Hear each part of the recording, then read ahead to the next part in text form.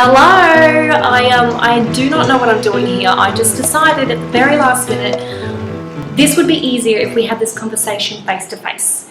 Now I'm building a blog post off the back of last week where I introduced the idea of money, money, money, honey, honey. And the focus of that post was talking about not allowing money to drag you around by the throat, as it were, and not to feel fearful about money, to learn how to live and enjoy life while still building your dream boat. Now, I am not the Koshi of money management here, and in fact, off the back of last week, I had not one but two clients give me quite a bit of stick, and they actually rang me and said, Tamara, seeing as you're so hot at this money thing, where is our invoices that we've been waiting for? Now, aside from the fact that I've got really cool clients that are chasing me to give me some money, I guess what that points out is that yes, I'm still building my dream boat. No, I'm not a Koshi at money management, but what I am good at is not allowing money to make me feel fearful, not allow money to make me feel stressed out, because God, stress is completely on your body. It also really makes you bad company. So let's not get around stressing about money every single day of our lives. Now, this is really something I felt I had to get my head around, because about 6 years ago, you can read the gory details in last week's blog post, but I was at a point in my life where I was completely flat on my broke, completely broke. And not only was I broke, I was in debt. So it was like a double whammy funky. And I was really, at that time, I noticed that I was completely fearful and obsessed and overtly focused on money, how to make money, how to bridge the gap between what I was earning and what I needed to earn, all the while looking at this debt that I just couldn't get an inch of. So there was this point in my life where I was almost immobilized by this fear of money and not having enough. And it got to the point where I actually had to reckon with it, because it was having such an impact on my life. And really, I must have been boring to be around at that time, because I was so worried about spending money. Number one, first thing that I did, and this is what I would encourage you to do as well, is to don't get all dreamy and woo-woo, although I'm going to suggest a little bit of that later on. But, don't be thinking, I'm going to think good thoughts and the money's going to come flowing into me. Well, there is an element of that. However, far more important than that, at the very first step, is to get conscious about money. And by that, I mean, make a commitment to yourself that you're going to learn about money management. And that requires education, and that requires going out and researching and finally allowing yourself to wrap your head around the art of making money. Now, I think we are a little anchored by this idea, because culturally it's just not cool to talk about money. Actually, on the flip side, it's okay completely to talk about not having enough money. In fact, it's almost admirable. There's that sort of underdog, hard yakka battler element to it. I go on that trip, but I don't have enough money. And, it's going to take us 33 years to pay off this mortgage. And, we're allowed to talk about the lack of money. That's completely kosher. That's cool, and that's culturally acceptable. But we are not allowed to talk about wanting to change our money matters. It's not so acceptable to talk about creating a financially sound future. And that's to do with the cultural belief, that's to do with being indoctrinated from a young age about what's acceptable to talk about and what's not acceptable to talk about. However, I really do think there's an element of societal, like a group mob madness to this mentality, because what are we doing every day? We're getting up, we're going to work to earn money. Why are we earning money? So that we can meet our needs and our wants, so we can save for the car, save for the holiday, pay off the house.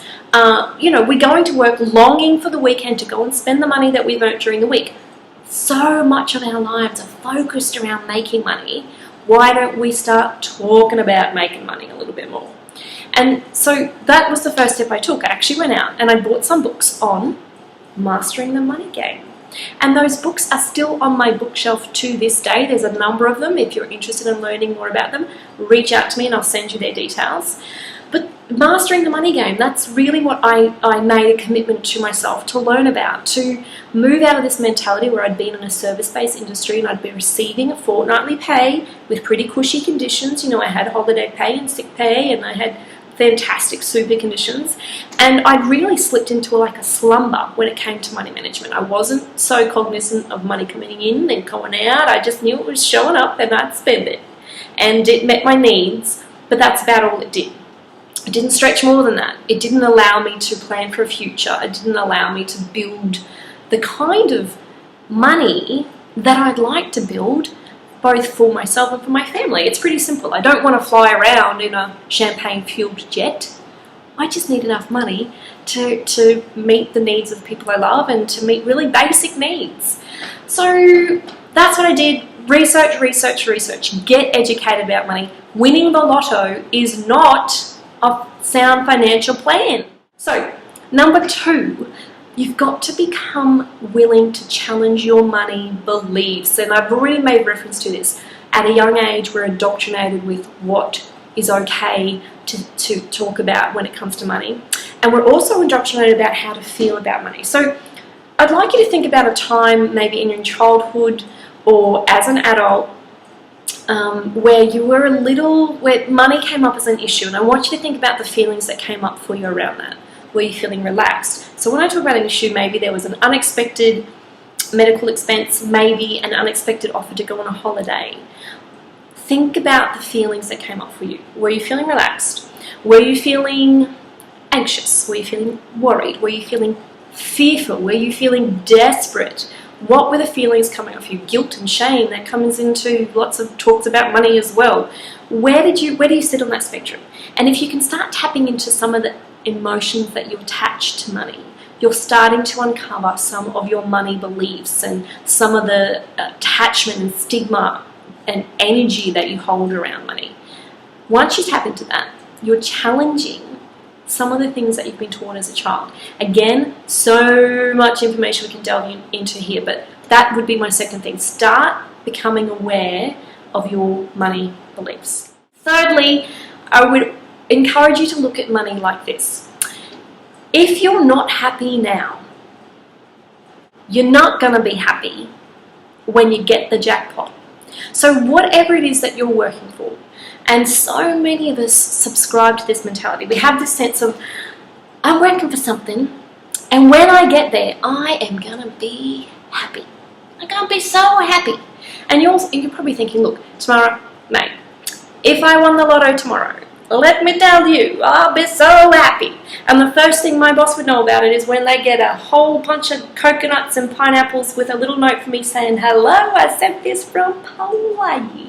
Now I know, we are all going to be happy if we have enough money. We're going to do the trips we want to do. But at the end of the day, when that climax is over and we've ridden the wave and we're sitting back down here in something like life, all of the demons that you had before will be coming along on that ride with you.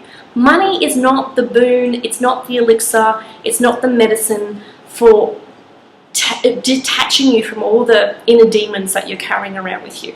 If you're not contented now, the money not going to do it for you. That contentedness and that sense of it's all okay comes from knowing your mind, mastering your mind, and getting in touch with something more than your physicality, which I might call your soul, your spirit, or being aware of a connection to something more than just what you see in front of you. So it really is more about mental endurance and emotional intelligence. That's where your happiness is going to come from, not from money. So with that in mind, there is no point putting off your happiness until you've won that lotto or you've hit the jackpot or you've made your millions. It's very much about coming to a commitment to knowing and experiencing happiness now in your present day life. Which brings me to my fourth and final point, which is this.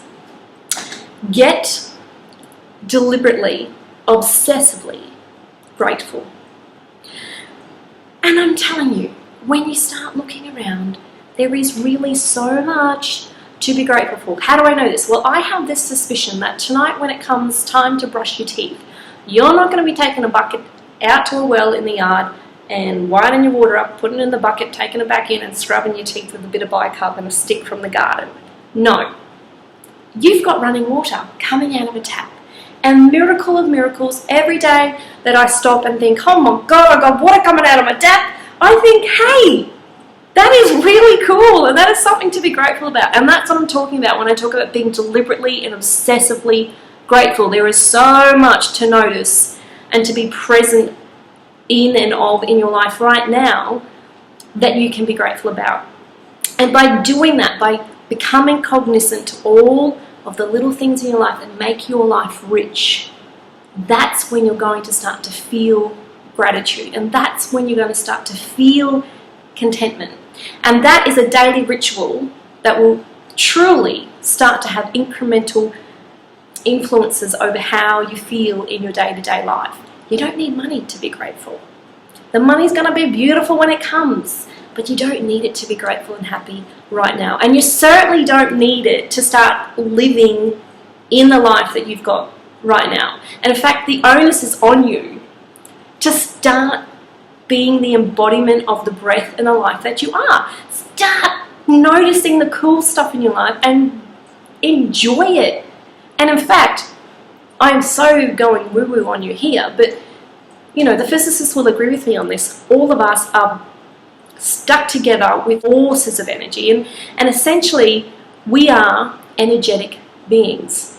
And if we can have a positive influence on the energy that we're carrying around by being grateful, by feeling contented, we are naturally going to start attracting other high energy people and circumstances into our lives. Now you might think this is crazy. I'm going with the like attracts like theory, and I would far prefer, regardless of the science behind it, prefer to bring my positivity and optimism to each day and my sense of gratitude than drag my sorrow self through the day noticing all the gaps in my life and all the things that I don't have. So, if I could close with this. Money is just a tool that we trade with. Don't allow it to become bigger than it is in your life. And it's completely cool to want to make more money. It's completely okay to be content with the amount of money you're making. And it's also okay to be discontent with the amount of money you're making and start to make plans around how to create more of it. Not acquire more, but create more, because acquiring sort of indicates if you're taking money, someone's losing it. Well, that's actually not the way money works. It's very much a trade system. It's a give and it take system. When you're giving, someone's receiving. When someone's receiving, you're giving. Think of it like that. Think of it as a tool. And in the meantime, don't allow it to dictate to you, because at the end of the day, you can't take money with you when you go. And it's far more important to take hold of this day, this hour, this minute, and be in it. And realize it for the miracle that it is, money or not. That's my 4 points.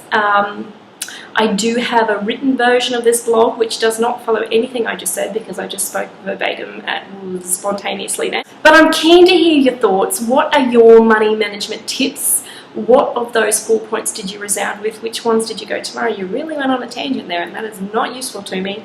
And what would you share? What other insights would you share about growing your wealth, but also keeping a sense of gratitude and contentment as part of your life as you go along that journey of creating your very own dream boat? Maybe I'll do more of this, or just let me know what you think about me talking directly to you. I love writing, it's my preferred medium, but sometimes face-to-face does it's magical too. Thank you. Mwah. Don't let the money stress you out. So lovely for you to tune in